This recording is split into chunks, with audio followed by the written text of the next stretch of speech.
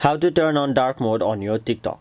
Hey everyone, welcome back to another tutorial video. In today's video, I'll show you how you can turn on dark mode on TikTok. So to do that, first of all, open the TikTok app on your mobile device and then make sure you are logged into your TikTok account. Now once you're logged in, simply tap on your profile, which is on the bottom right corner of your screen. After that, simply tap on the three horizontal lines on the top right corner of your screen. After that, three different options will appear where you'll have to tap on the last one, which is privacy and settings. Now once you're on this page, you'll have to scroll down and then tap on the option display.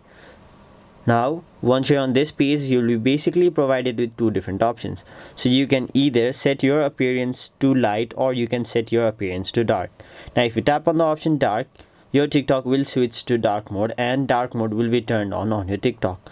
So that is basically how you turn on dark mode on your TikTok. That was it for this video. Hope this video was helpful to you guys, and if it was, make sure you like this video and subscribe to our channel so that you don't miss out on further videos such as these.